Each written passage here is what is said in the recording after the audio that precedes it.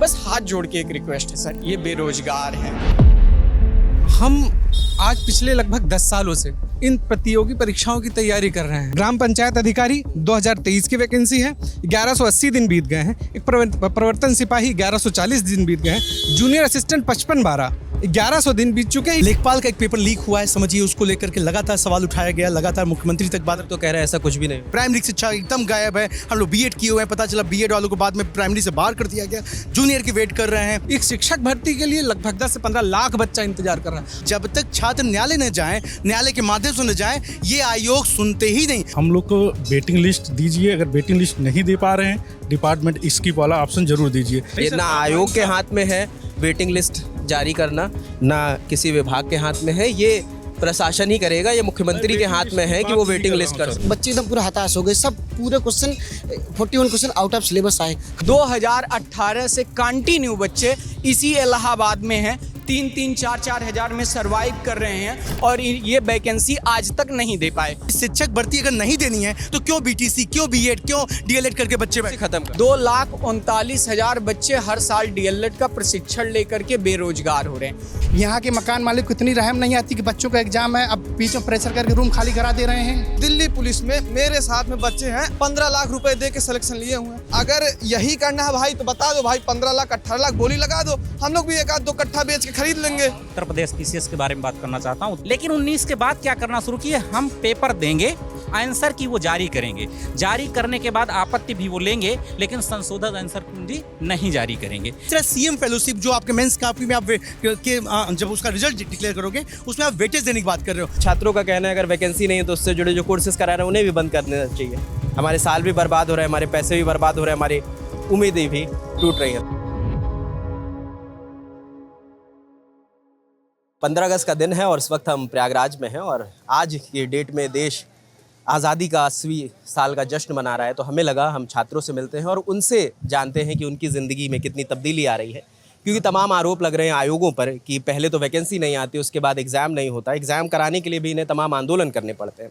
और अभी आलम यह है कि UPSSC ले लें या शिक्षा आयोग ले लें, एक में वैकेंसी बीते कई सालों से नहीं आई है, एक में वैकेंसी आई है तो बीते कई सालों से उलट की उनके बच्चों को फाइनल रिजल्ट नहीं आया। तो हम पहले लखनऊ थे, अब इलाहाबाद आए हैं और छात्रों से जानने की कोशिश कर रहे हैं कि उनके प्रमुख मुद्दे क्या हैं, उनकी प्रमुख मांगे क्या हैं। तो क्या नाम है आपका? जी, मेरा नाम अविनाश है और आपको स्पेशली मैं बहुत धन्यवाद देता हूं कि आप हम छात्रों की आवाज़ पिछले कई दिनों से उठा रहे हैं, इसके लिए आपका बहुत बहुत धन्यवाद।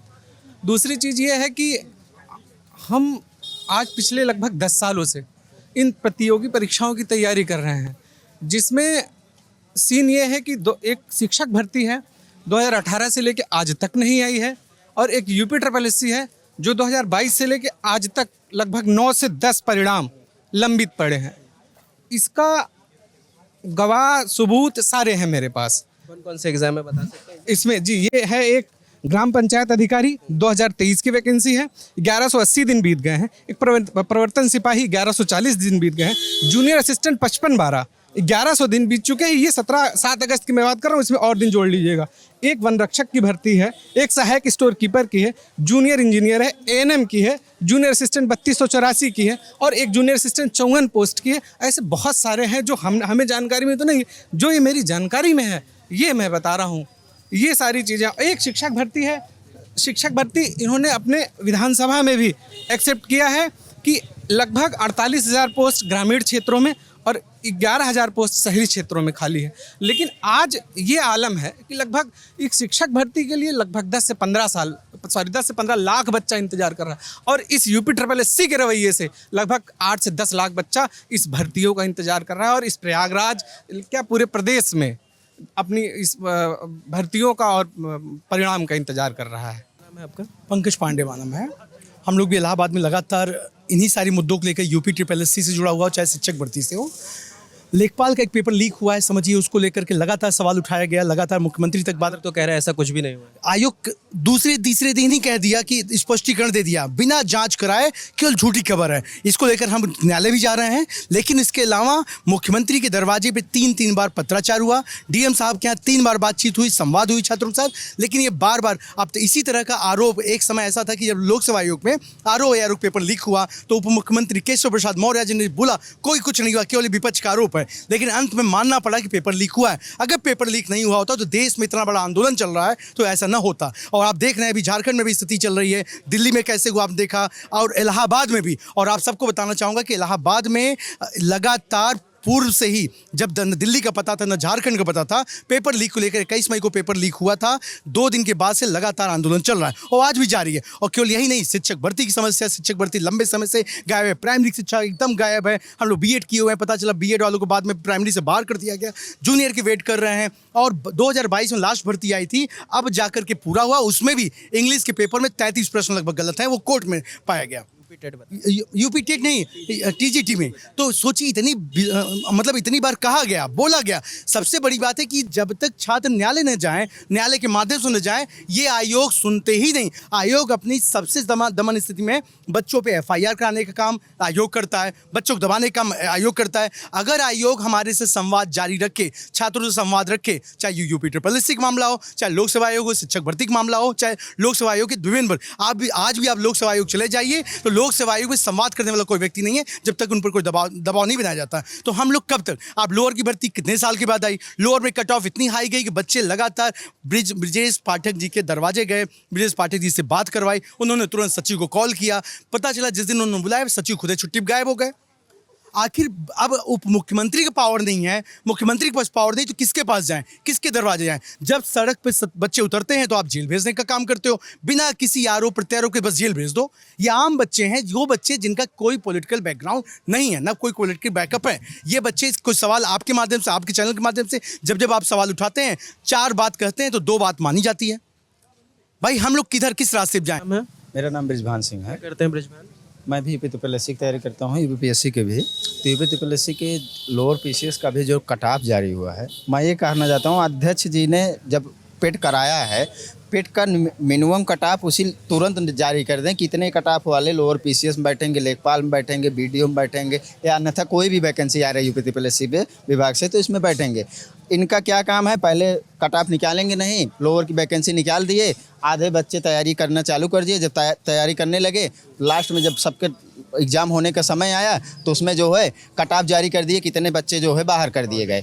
आप लोगों को चाहिए कि जितने भी बच्चों को परेशान ना किया जाए, मिनिमम कट ऑफ जारी करके तत्काल बता दिया जाए कितने कट ऑफ वाले इस वैकेंसी में लोअर वाले में बैठ पाएंगे, नहीं बैठ। उस हिसाब से छात्र तैयारी जी, उस हिसाब से छात्र तैयारी करें। दूसरी चीज़, लेखपाल की भी मुद्दा है, लेखपाल में भी पेपर लीक हुआ, उसका भी मुद्दा हम लोगों को दबा उठा है। तमाम मुद्दे हैं जो छात्रों के तमाम आरोप हैं। क्या नाम है आपका? सर मेरा नाम रूपचंद्र है, मैं जूनियर इंजीनियर 2024 का तैयारी कर रहा हूँ। सर मेरा एग्ज़ाम 3 मई को हो गया, अभी तक डीबी का रिजल्ट नहीं आया है। हम लोग आयोग से ये वैकेंसी है? हाँ सर, कब की वैकेंसी है? ये 2024 की वैकेंसी है और 26 लग चुका है। और मेरा कहना है आयोग से कि हम लोग को वेटिंग लिस्ट दीजिए। अगर वेटिंग लिस्ट नहीं दे पा रहे हैं, डिपार्टमेंट स्किप वाला ऑप्शन ज़रूर दीजिए।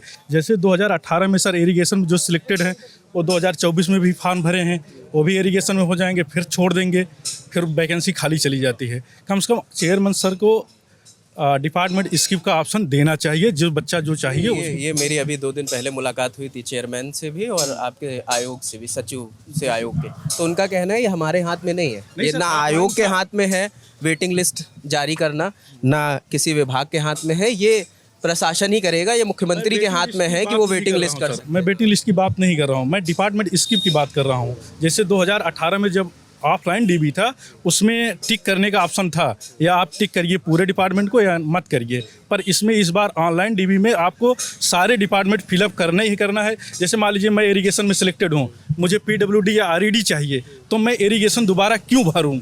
अगर मैं भरता हूँ मुझे मिलेगा, मैं एक्सेप्ट नहीं करूँगा, नहीं लूँगा। इससे नए बच्चे के सीट खराब हो जाएगी, वैकेंसी चली जाएगी। इसकी वजह से बार बार बैकलॉग आ रही है। मैं चाहता हूँ चेयरमैन सर को डिपार्टमेंट स्किप का ऑप्शन ज़रूर दें, बस इतना मेरा कहना है। क्या नाम है आपका? मेरा नाम अंकुर है सर। मेरा कहना है यूपी ट्रिपल आयोग जो है, इसमें एक तो वेटिंग लिस्ट का प्रावधान होना चाहिए, सरकार को इससे खाद देना चाहिए, क्योंकि बच्चे जो हैं एक ही वैकेंसीज में बहुत सारे, मतलब एक ही पद के लिए सभी कई डिपार्टमेंट के बच्चे, जैसे जूनियर असिस्टेंट हुआ। आयोग का कहना है कि अंकुर वेटिंग लिस्ट उनके हाथ में नहीं है, इसमें मुख्यमंत्री को दखल देना पड़ेगा, तब जाके ये हो सकता है। सरकार छात्र के हित में सोचना ही चाहिए सरकार को, क्योंकि छात्र ही आगे जाके ये भी भविष्य के कुछ बनेंगे ही, तो उनके हित में सरकार को बहुत सारे प्रावधान करने चाहिए। जैसे वो अपने फ़ायदे के लिए करते हैं, हमारे लिए भी सोचें क्या खास ध्यान। नाम है आपका? सर मेरा नाम अजीत यादव है। सर मैं भी यहाँ का एस्पिरेंट हूँ। जैसे हमारे भाइयों ने बताया कि अभी आयोग की ये जो लापरवाहियाँ हैं, सर मैं भी इंग्लिश का स्टूडेंट हूँ। मैं TGT इंग्लिश से दिया था, 2022 की वैकेंसी थी, जिसमें से आयोग की लापरवाही इतनी ज़बरदस्त हुई है। वो पहली बार उसने माना नहीं कि मेरे क्वेश्चन गलत हैं। हम लोग ने 4 जून को एग्ज़ाम दिया। 4 जून को एग्ज़ाम देने के बाद 5 जून को सीधा हम लोग आयोग पे गए हैं, यहाँ पर चयन बोर्ड में। उनको बताया कि हमारा पेपर आया है वो आउट ऑफ सिलेबस आया है। उन्होंने बोला कि ऑब्जेक्शन आएगा, आप लोग ऑब्जेक्शन दीजिएगा, उस पर कार्रवाई, हम हमारे एक्सपर्ट बैठेंगे, कार्रवाई की जाएगी। हम लोगों ने कम से कम जाके वहाँ पर 5, 8, 9 लगभग 5 बार 7 बार गए। उनसे ऑब्जेक्शन हम लोग ऑब्जेक्शन भी दिए। लगभग 30 हम लोग का जो पूरा टोटल क्वेश्चन है 41 है। 41 क्वेश्चन उसमें आउट ऑफ सिलेबस आए हैं। ना इनके एक्सपर्ट बैठे हैं, ना इनके एक्सपर्ट बैठे, ना इनको हमको हाँ नहीं, ये चयन बोर्ड का आयोग का इंग्लिश TGT का 2022 की वैकेंसी है सर। 2022 वैकेंसी इतनी मतलब बेतरतीब तरीके से आई है कि मतलब बच्चे एकदम पूरा हताश हो गए। सब पूरे question 41 question out of syllabus आए। हम लोगों ने जब जवाब मांगा उसके लिए इनके पास एक्सपर्ट नहीं है। हम लोग कोर्ट गए। कोर्ट में जब इनसे बात होने लगी, जब कोर्ट का मुद्दा आया इनके पास, तो इनका जब सचिव आया, सचिव ने ये बोला कि ये जो पेपर होता है ये हमारे हाथ में नहीं होता है, ये हमारे हाथ में नहीं होता, ये एजेंसी के हाथ में होता है। सर जब हमसे फॉर्म अगर आयोग हमसे भरवा रहा है, हमारा कहना यही है, जब फॉर्म हमसे आयोग भरवा रहा है, आयोग से जवाब मांगे तो जिम्मेदारी हम आयोग समझते हैं। या तो फिर सीधा आयोग कह दे कि जो आप ऑब्जेक्ट करेंगे एजेंसी को करेंगे, ठीक है, या तो एजेंसी करिए या फिर मुझे नहीं करिए, या फिर आप जवाब देने कोर्ट में नहीं आइए, आप भी नहीं आइए, हमको एजेंसी बुलाइए, जिससे हमारे सामने उसको पारदर्शिता बने। हाँ, और सर वहाँ पर एजेंसी का नाम भी नहीं लिया गया। वहाँ पर एजेंसी भी नहीं बता रहे कौन सी एजेंसी है, किस पे उस पर कुछ किया जाए, उसका नाम भी नहीं लिया गया। और ये 5 साल, पहली बात है कि 5 साल बाद वो एग्ज़ाम कराए और उसकी कोई जवाबदेही नहीं है। ये लोग पैसा जमा करवा लिए 25 रुपये फॉर्म जब जैसे लोअर वाले में, और ये डिक्लेरेशन बाद में होता है कि कौन बच्चे पेपर मुक्त परीक्षा देंगे, मतलब मेरिट बाद में जारी कर रहे हैं, पैसा पहले फॉर्म भरवा ले रहे हैं। इससे सबसे बड़ा नुकसान होता है कि अधिकतम संख्या में बच्चे फॉर्म भर देते हैं और बाद में पता चलता है कि 70% बच्चे बाहर हो गए। अब पैसा वापस कर, पैसा कुछ वापस नहीं, पैसे का तो कोई हिसाब ही नहीं। प्लस इनके पास सबसे बड़ी, जब आप सड़क पर उतरते हो, पूर्व में इनका इतिहास रहा है कि जब आंदोलन का रूप आता है या सड़क पे उतरते हैं या कोर्ट के माध्यम से आगे बढ़ते हैं या किसी माध्यम से उनके ऊपर दबाव पड़ता है, तभी ये भर्ती प्रक्रिया को आगे बढ़ाते हैं, अन्यथा ये कुंभकर्णी नीति में सोते रहते हैं। और ये रिकॉर्ड आज भी इनका कायम है, कोई जवाबदेही नहीं है। और टाइपिंग टेस्ट में क्या होता है, टाइपिंग टेस्ट में ये तक नहीं पता चलता लोगों को कि टाइपिंग टेस्ट में किसमें कौन फेल हुआ है, कौन पास हुआ है, किस तरीके से किसको लिया गया, किसको अंदर किया गया। और अभी हाल ही में पता कोई क्राइटेरिया तय नहीं है, कोई क्राइटेरिया नहीं है। पेट में एग्जाम में कोई क्राइटेरिया तय नहीं, सिर्फ लड़कों को मूर्ख बनाया जा रहा है पेट के नाम पर। कितने लोग पास होंगे, कितने अंक फेल होंगे, कुछ भी नहीं है। आप सिंपल सा एक काम करिए, मैं आपको एक डेटा दूं। उत्तर प्रदेश में 2018 से प्राथमिक शिक्षक भर्ती नहीं आई। सरकार के पास हर साल 2,39,000 बच्चे DLED का प्रशिक्षण लेते हैं, जो आगे चल के प्राथमिक शिक्षक भर्ती देते हैं। हम नहीं कह रहे कि आप ज़्यादा सीटें, आपको भी पता है 26,000 स्कूल बंद हुए हैं, आप ज़्यादा सीटें मत दीजिए। आप सिर्फ इतना करिए कि कम से कम जो 10,000, 5,000 जो भी आपके पास है, उसका एक कैलेंडर जारी कर दीजिए कि इस महीने में पात्रता परीक्षा होगी, इस महीने में मुख्य परीक्षा होगी, यह ज्वाइनिंग हमारी होगी। जो एक मिडिल क्लास फैमिली से लोग आते हैं, अगर हमें पता रहेगा कि इस महीने में हमारा पेपर है, हमें अपनी योग्यता साबित कर। TSS ने तो किया इस बार। मैं शिक्षा सेवा चयन आयोग जब से बना है सर, इन्होंने उत्तर प्रदेश शिक्षक पात्रता परीक्षा करवाई, अभी तक रिजल्ट नहीं दिया, मैक्सिमम के आंसर की गलत दिए। हम यह नहीं कह रहे हैं आप नई वैकेंसी बहुत ज़्यादा क्रिएट करिए, हर साल जितने लोग रिटायर हो रहे हैं उतने पद का एक कैलेंडर जारी कर दीजिए। हम अपने आप को असफल मानते हैं, आप हमें अपना योग्यता साबित करने का मौका दीजिए। हमें पता चले कि इस महीने में आपका पात्रता होगी, मुख्य परीक्षा होगी, रिजल्ट आएगा, हम नहीं सेलेक्ट होंगे, हम आपको दोष नहीं देंगे। 2018 से कंटिन्यू बच्चे इसी इलाहाबाद में हैं, 3-3, 4-4 हज़ार में सर्वाइव कर रहे हैं और ये वैकेंसी आज तक नहीं दे पाए। जब लड़के आंदोलन करते हैं तुरंत ही वैकेंसी में, प्रिंट मीडिया में हर दिन आप देखते हैं 11,000 पद खाली हैं, 50,000 पद खाली हैं, 60,000 पद खाली हैं। धरातल पे पिछले 8 साल से कोई भर्ती नहीं आई। अगर नहीं देना है चलिए ठीक है, आपको पता है सरकार के एक फैसले से कितनी इंडस्ट्री बर्बाद हुई। 2,39,000 बच्चे हर साल डीएलएड का प्रशिक्षण लेकर के बेरोजगार हो रहे हैं। और जो बच्चा डीएलएड करता है उसका सिर्फ एक मुद्दा होता है, मैं प्राइमरी का अध्यापक बनूंगा। कोई अध्यापक नहीं बन सकता। अगर आपको वैकेंसी नहीं देनी है, प्रशिक्षण कोर्स को समाप्त कर दीजिए। आप यह सोच के देखिए, 70,000 80,000 एक फैमिली 2 साल देती है। हमारा 2 साल बर्बाद हुआ, हमने कोई स्किल नहीं सीखी। हमने 2 साल एक ट्रेनिंग ली कि हम टीचर बनेंगे, टीचर की वैकेंसी नहीं आई। 8 साल हो गए सर। आप सोच सकते हैं एक लड़का, यहाँ पे कोई भी भाई बहन हो, 8 साल। और आपको मजे की बात बताता हूँ, पीएनपी के बारे में सुनिए। 2 साल का इनका कोर्स है, 4 सेमेस्टर एग्जाम होता है। इतिहास उठा के देख लीजिए पीएनपी का, 2 साल का कोर्स इन्होंने हर बार 3 साल 3.5 साल में क्लियर किया है। अभी रिजल्ट आया है, मैं आपको बताऊं, मैं डीएलएड को 2045 से 55% बच्चों को फेल कर दिया जाता है। जो बच्चा आकर के हमसे कहता है कि सर आंसर की मिलाए हैं 22 नंबर आया है, उस बच्चे का रिजल्ट में 3 नंबर से 7 नंबर है। और मजे की बात मैं आपको बताता हूँ, उनके पास उनकी कॉपी देखने का कोई अधिकार नहीं है, कॉपी पब्लिक करने का अधिकार नहीं है, आरटीआई का कोई अधिकार नहीं है। सोच के देखिए, मैं अपनी कॉपी लिखा, मेरा 17 नंबर आया, आपने मुझे 5 नंबर दे दिया। मैं इतना भी एप्लीकेशन नहीं दे सकता कि मेरी कॉपी मुझे दिखा दीजिए, क्योंकि कॉपी दिखाने का कोई प्रावधान नहीं है। बच्चे रो रहे हैं। आप उम्मीद कर सकते हैं 3 सेमेस्टर में बच्चा 98% पाया है, चौथे सेमेस्टर में इंग्लिश में 3 नंबर पाएगा, 5 नंबर पाएगा। ये व्यवस्था है। और सर डीलेट 2023 के बैच के हम स्टूडेंट हैं। जब सर पहली बात तो 1 साल लेट चल रहा है। अब जैसे हम लोगों ने एग्ज़ाम दिया, सब बढ़िया एग्ज़ाम गया। पहली बात तो जब इस साल एग्ज़ाम हुए डीलेट वालों के, तो उसी समय लेखपाल का एग्ज़ाम था। तो ये इन्होंने क्या सेट किया कि 18, 19, 20 3 दिन तक डीलेट वाले एग्ज़ाम कराते हैं। 21 को हमारा लेखपाल का एग्ज़ाम था। ये भी नहीं कि सेंटर पास में हो, सेंटर हमारा दूर दूर दे देते हैं। हमने किसी तरह से मैनेज कर लिया, एग्ज़ाम दिया। हमने इंग्लिश कॉपी को बढ़िया से लिखा, आके यहाँ मिला भी। ये हमारे सर जी हैं, इनको भी दिखा दीजिए। इनसे हम लोगों ने पढ़े हैं। पढ़ने के बाद जब हम मिलाए, 25 नंबर का होता है, उसमें से 5 नंबर ऑब्जेक्टिव आते हैं, 6 नंबर के वेरी शॉर्ट आते हैं, शॉर्ट आते हैं मतलब 7 क्वेश्चन 14 नंबर के। हमने घर में आके मिलाया तो हमारे उसमें से 21-22 नंबर बन रहे थे। उन्होंने हमारी कॉपी पता नहीं कैसे चेक किया है, खाली 7 नंबर दिया है। अब वो सही से चेक किए हैं नहीं किए हैं वो जान, कॉपी नहीं देख सकते। नहीं।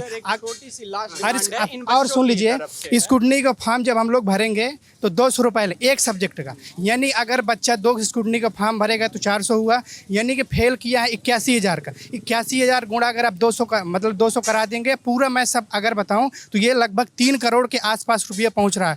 जब अब अगर जो स्पेस मतलब कि बैक परीक्षा कराएंगे, एक बैक परीक्षा की फीस है 1,000 रुपये। अब मान लीजिए अगर 81,000 लोग जो हैं बच्चे हैं, अगर बैक पेपर के लिए 1,000 देते हैं तो लगभग 8 करोड़ रुपए ये पीएनपी कमाएगा। अब हम लोग 23 के बच्चे हैं, क्या चल रहा है, 26 चल रहा है। पहली बात तो वैकेंसी पता नहीं आ रही है कि नहीं आ रही, लेकिन हम लोगों ने उम्मीद बना ली कि आने वाली। सीटेट क्वालिफाई हैं, टेट हुआ उसमें क्वालिफाई हैं। अब ये है कि बीटीसी कर लेते हैं तो आएगी तो भाग लेंगे। अब पहले ही फेल कर दिया, 1 साल तो पहले लेट है, 25 में कंप्लीट होना चाहिए, 26 चल रहा है। तो हमारी पीएनपी से एक ही मांग है कि आप हमारा स्पेशल बैक पेपर करा के सही से रिजल्ट जमा सही से जारी कर दें और हम लोग टीचर की भर्ती में भाग लें। सीधा सा एक छोटा से हो तुम? मैं बांदा से हूँ। यहाँ मुझे हो गया 4-5 साल।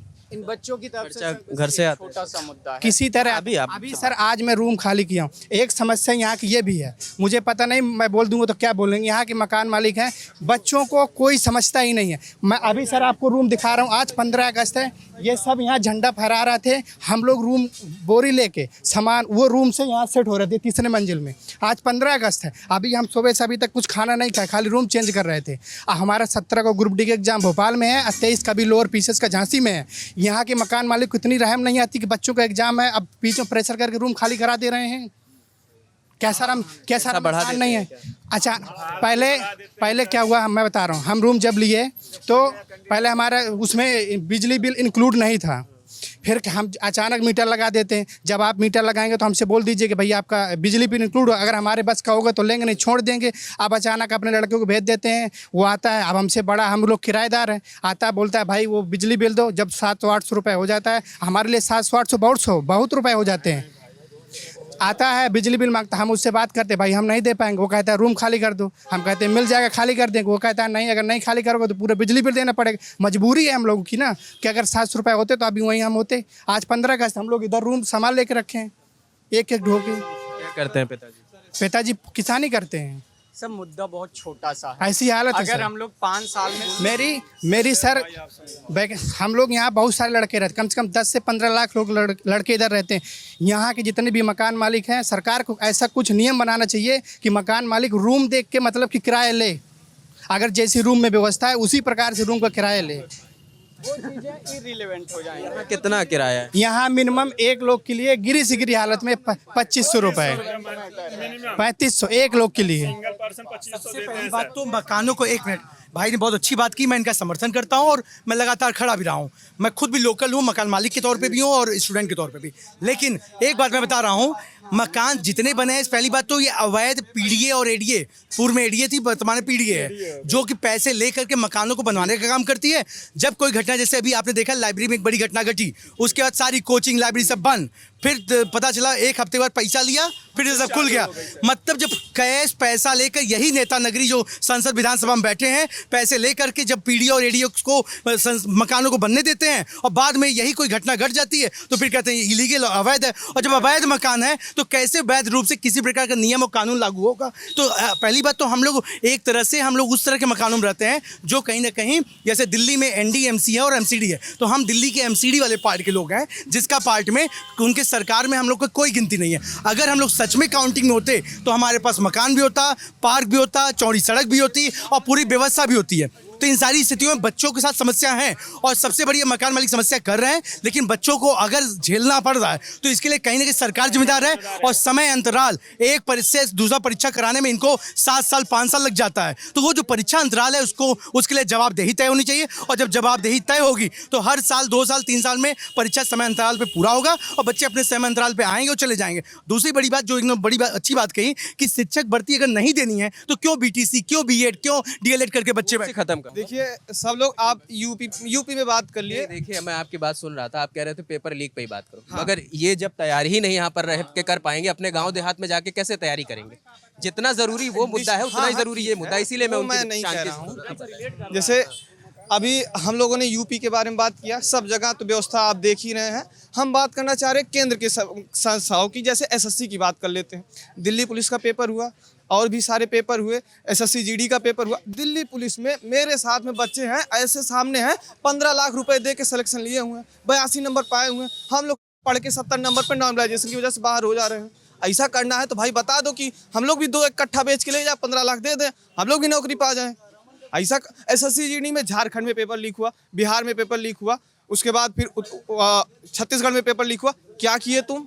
पेपर लीक हुआ है, सब जगह लीक हुआ है, तुम पेपर कैंसिल करो। हाँ भाई हमारे पेपर लीक हो गया, हम फिर से करा रहे हैं, अच्छी व्यवस्था के साथ करा रहे हैं। तुम ये नहीं करोगे, तुम करोगे उसी में आंसर की जारी कर दो, उसी में सिलेक्शन करा दोगे बच्चों का। क्या मतलब है? पेपर लीक तो हो ही गया है। अब पेपर लीक जब होता है, ऑनलाइन पेपर होता है, वो पकड़ ही नहीं पाते, सर्वर अपने आप से हैक करके कर्सर से जैसे मान लीजिए पेपर लीक कर पैसा दे के बैठा हुआ है, वो बैठा रहेगा, एक्टिंग कराएगा कि भाई मैं तो पेपर दे रहा हूँ, उधर उसका सर्वर से सेटिंग करके अपना 82 नंबर 85 नंबर पा जा रहे हो 100 में। तो भाई जो मेहनत कर रहा है और फिर मेहनत कर रहा है वो कहाँ जाएगा? और रही बात जो इस समय एनटीए वो एसएससी का जो वो करा रहा है, क्या वेंडर है, एडिक्विटी वेंडर है। आप तो जानते होंगे मध्य प्रदेश में पूरा बैन है, महाराष्ट्र में हाई कोर्ट ने बैन लगाया है। आपने ये जो चेयरमैन साहब हैं, पिछले साल हल्ला उल्ला हुआ, कह रहे हैं आए 1 घंटा आपके ही न्यूज़ चैनल पे उन्होंने बात किया है। नॉर्मलाइजेशन किस बेस पे कर रहे हो तुम? ये भी बताओ ना, बच्चों के बीच में रखो कि हाँ भाई हम नॉर्मलाइजेशन ऐसे करें। एक ही शिफ्ट में एक ही बच्चे का 13 नंबर, मेरा एसएससी सीजीएल में 130 नंबर था, कट ऑफ से 2 नंबर ज़्यादा था, अब 13 नंबर तुम कैसे घटा दे रहे हो? मेरी गलती है वो, मेरी गलती है वो। अब फिर आप नॉर्मलाइजेशन, एक ही शिफ्ट में 2 बच्चे बैठ रहे हैं, नॉर्मलाइजेशन होगा तो मान लीजिए कोई क्वेश्चन टफ आ रहा है, कोई क्वेश्चन ये मान लीजिए जैसे जीएस का कोई पेपर है, जैसे जीएस में क्या होता है, मान लीजिए कि इनको बाबर के बारे में नहीं पता, वो किसी के लिए टफ है, किसी के लिए आसान है। तो भाई तुम किस हिसाब से कर रहे हो नॉर्मलाइजेशन की उसी शिफ्ट में उस बच्चे का बढ़ जा रहा है, उसी शिफ्ट में उस बच्चे का घट जा रहा है। आप ये भी नहीं कर पा रहे हो। दिल्ली पुलिस का पेपर लीक हुआ, आप उसमें कह दिए कि अभी पेपर हुआ है, मैक्सिमम से 90 बच्चों का कहे कि हम डिवार कर देंगे। 90 बच्चे सिर्फ हुए हैं क्या? हम बता, यहीं गाजीपुर बनारस में ऐसे सेंटर होते हैं कि जाओ बैठ जाओ, पैसा तो 15 लाख 18 लाख तुमको पेपर दे देंगे, 80 नंबर 85 नंबर ला के देंगे। और हम लोग हम लोग पढ़ के 70 नंबर लाओ, नॉर्मलाइजेशन से फिर 2 नंबर पीछे कर देंगे, क्या मतलब है भाई?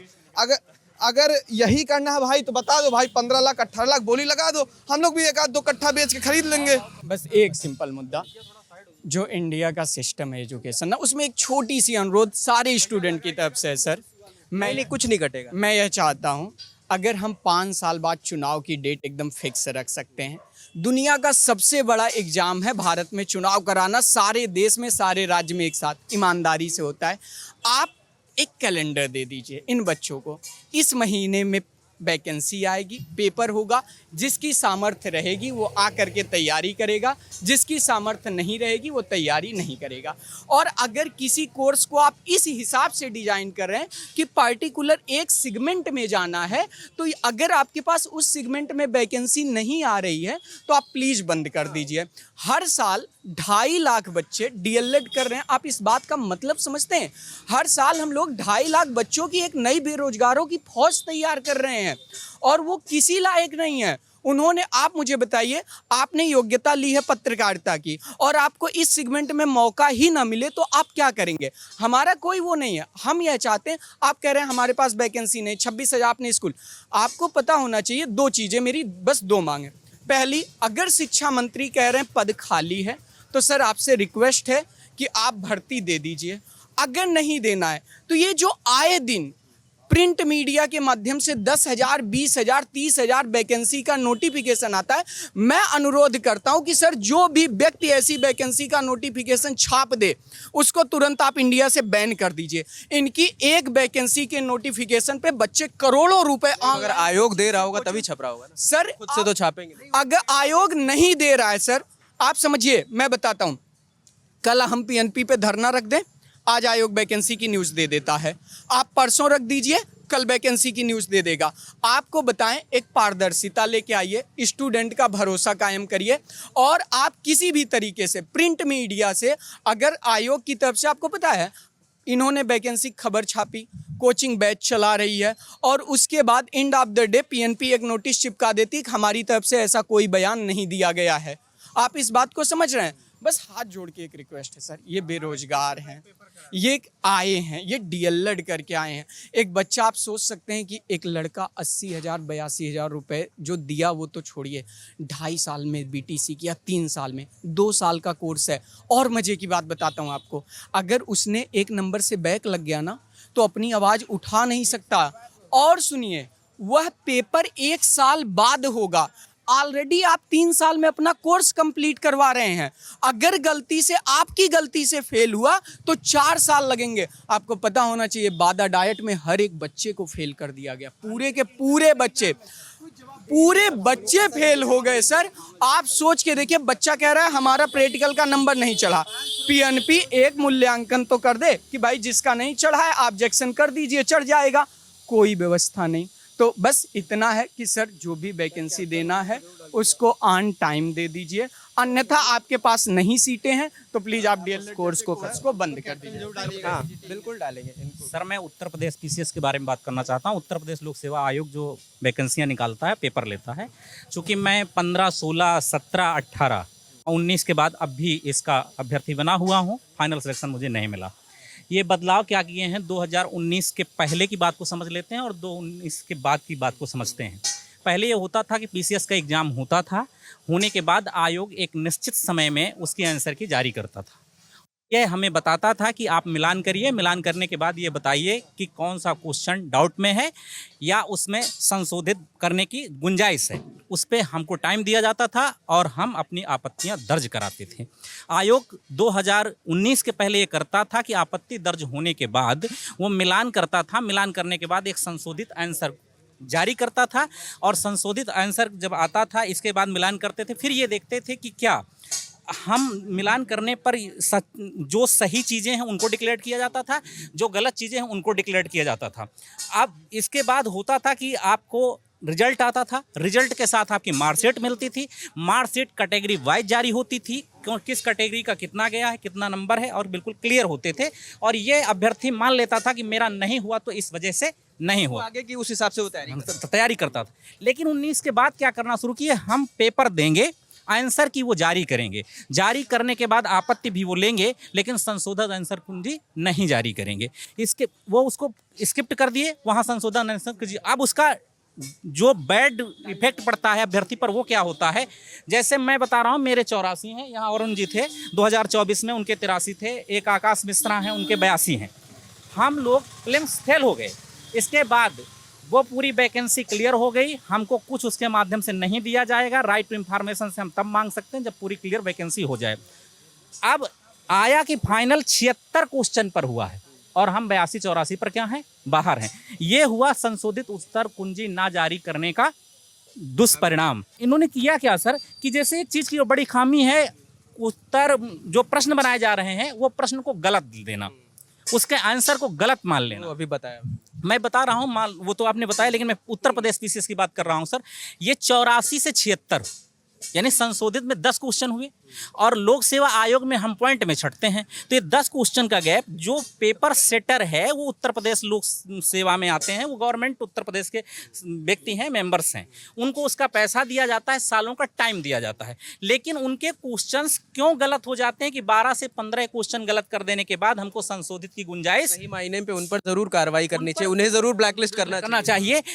ये सबसे बड़ी समस्या है सीएम फेलोशिप की, जो समस्या भी आने वाली है, और ऑनलाइन ही कॉपी चेक करने की बात कर रहे हैं। दोनों बड़ी समस्या क्रिएट करेगा कि आप एक तो ऑनलाइन कॉपी चेक करने का, उसका क्या स्टैंडर्ड है, किस स्टैंडर्ड से कॉपी चेक करोगे। डिफरेंट बच्चे, डिफरेंट राइटिंग होती है, स्किल्स उनकी होती है। टीचर की इतनी कमी तो नहीं हो गई कि आप कॉपी ऑनलाइन चेक करा रहे हो। दूसरी, जवाबदेही नहीं है। तीसरा, सीएम फेलोशिप जो आपके मेंस कॉपी में आप जब उसका रिजल्ट डिक्लेयर करोगे उसमें आप वेटेज देने की बात कर रहे हो। हजारों नहीं, लाखों बच्चे बाहर हो जाएंगे और उन बच्चों को मौका मिलेगा जो सीएम फेलोशिप के थ्रू उनको लाभ मिलता है। तो ये समस्या क्यों लाई जा रही है? जब एक समान परीक्षा प्रीलिम्स हो रहा है, मेंस हो रहा है, इंटरव्यू हो रहा है, तो वहां पे ये सीएम फेलोशिप या किसी प्रकार का वेटेज देने का क्या अधिकार है? तो ये प्रक्रिया तय की जाए कि हमारा यदि क्वेश्चंस गलत बनता है तो हम सिर्फ उसको हटाएंगे नहीं, क्वेश्चन हटा देने से माइनस मार्क में किसी के साथ संयोग जुड़ा देते हैं, किसी का आप क्या कर देते हैं, उसके साथ दुर्भाग्य जोड़ते हैं। सीधा क्वेश्चन होना चाहिए। 3 प्रश्न से ज़्यादा आप संदेह में आते हैं, गलत होते हैं तो एग्जाम हो, ये तय होना चाहिए। दूसरी बात, हमें जो ये बताया जाता है कि 2 साल के बाद होगा, 2 साल के बाद हम नहीं मार्कशीट चाहेंगे, सेलेक्ट होने के बाद हम मार्कशीट नहीं चाहते, हमारा एग्जाम हो, हमारी मार्कशीट आए, हम देखें संशोधित आंसर किया है, मिलान करें। और यदि किसी क्वेश्चन में आप मान लेते हैं कि यदि जो गोरखपीठ है, इसे गोरख धर्म जो गोरख सवाल है, तो उसमें से आंसर सब किताबों में ये मिल रहा है, आपने मान लिया एक्स को न मान करके वाई, उसका जस्टिफिकेशन देना, वही जस्टिफिकेशन आप नहीं देते हैं और हमको एक अंधकार में झोंक देते हैं। चाह रहा था, उत्तर प्रदेश पीसीएस मेंस जब कराया जाता है, कराने के बाद एक बिल्कुल अंधेरा है हमारे सामने। इस बात का अंधेरा है कि जो पेपर आप बहुत अच्छा करते हैं उसमें आपको नंबर बहुत कम मिल जाएंगे, जो पेपर गड़बड़ हुआ है, आपने मान लिया है कि इसमें मुझको नंबर नहीं मिलेंगे, उसमें कुछ ठीक ठाक में नंबर मिल जाए, और इस बात की कोई भी सूचिता नहीं है 1% कि किसको नंबर कितना अच्छा मेंस में मिल रहा है, कितना नहीं मिल रहा। कोई एक मानक नहीं बनाया गया कि हम जरूरत पड़ने पर उसको जान सकें कि हमें नंबर क्यों कम मिला, किसी को क्यों ज़्यादा मिला। एक बात होना चाहिए कि मार्क्स कट रहे हैं तो कट रहे हैं। मैं अब ये बात फिर कहना चाहूँगा आपके माध्यम से कि जो हमारे पास 15, 16, 17 में 18, 19 के पहले जो चीज़ें थी, वो चीज़ें पुनः लाएं और उनको हम तक पहुंचाएं, ताकि हम वो मिलान कर सकें और संतोष कर सकें कि नहीं, आयोग जैसा संस्थान अपना सही से काम कर रहा है, हमारी गलती है। से तो 3284 की आई थी, तो मैंने उसमें फॉर्म भरा और मैंने 1 फरवरी सन 2025 को पेपर दिया और आज तक उसका एक बार टाइपिंग डेट भी दिया गया, तो फिर उसको मई में दिया गया था, फिर कैंसिल करके फिर दिसंबर में दिया गया। सर मैं उससे बहुत परेशान हूँ। और यूपी ट्रिपल-एससी, खासकर यूपी ट्रिपल-एससी का एक नियम है जिसमें पेट का हम जब फॉर्म भरते हैं तो 35 लाख कम से कम भरते हैं, और हर साल केवल 1 ही लाख मैक्सिमम लोग एग्ज़ाम, कोई भी फॉर्म आता है तो 1 ही लाख उसमें क्वालिफाई होते हैं। तो ये बहुत बड़ी फेलियर है सर, और मैं चाहता हूँ कि इसमें एक मिनिमम कट ऑफ रखा जाए जिससे ज़्यादा लड़कों को मौका मिल सके। Thank you sir. भैया बस एक बार आखिर में कहना चाहूँगा। हाँ, आप इससे निश्चिंत रहे, हम सब कुछ दिखाएंगे। सभी कुछ अभी हाँ, बस लास्ट में इतना कहूँगा, आयोग कोई भी हो, जवाबदेही सबकी तय होनी चाहिए, नॉर्मलाइजेशन की प्रक्रिया को एकदम खत्म करनी चाहिए, और हम इतना निवेदन करेंगे कि संवाद जारी रखेंगे तो ये बच्चे आपसे बात करके अपनी समस्या हल कराएंगे, और संवाद बंद करेंगे तो धैर्य की परीक्षा छात्रों को न लिया जाए, ये ज़्यादा बेहतर है और सरकार के लिए बेहतर है। सभी का बहुत शुक्रिया। और हमारी कोशिश थी कि आज जब देश के आज़ादी के 80 साल पूरे हो रहे हैं, प्रधानमंत्री का हम भाषण सुन रहे थे तो वो कह रहे थे कि फ्री ऑनलाइन कोचिंग छात्रों को देंगे, लेकिन मुझे लगता है कि अभी भी ज़मीनों पर बहुत सारा काम होना बाकी है। तमाम वैकेंसीज़ हैं जो सालों से अटकी हैं, तमाम ऐसे आयोग हैं जिनमें वैकेंसीज़ आ ही नहीं रही हैं। जैसे प्राइमरी का जिक्र कर रहे हैं, बीते 5-6 साल से कोई वैकेंसी नहीं है। तो अगर छात्रों का कहना है अगर वैकेंसी नहीं है तो उससे जुड़े जो कोर्सेज़ करा रहे हैं उन्हें भी बंद कर देना चाहिए। हमारे साल भी बर्बाद हो रहे हैं, हमारे पैसे भी बर्बाद हो रहे हैं, हमारी उम्मीदें भी टूट रही हैं। तो हमारी कोशिश थी कि शिक्षक आयोग से जुड़ी जो भी समस्याएं हैं छात्रों की वो सुनी जाएं, UPSSC से जुड़ी जो भी समस्याएं हैं या यहाँ की जो लोकल की इलाहाबाद विश्वविद्यालय से जुड़ी जो भी समस्याएं हैं उनको ज़रूर हम जो जवाबदेह लोग हैं उन तक ये बात पहुँचाएँ। और उम्मीद करते हैं ये तस्वीर बदलेगी और जैसे जैसे और परेशानी आती जाएंगी और मुद्दे आते जाएंगे हम लगातार उठाते रहेंगे। कैमरे के पीछे योगेश है, मेरा नाम रजत है। देख रहे ललन टॉप। शुक्रिया।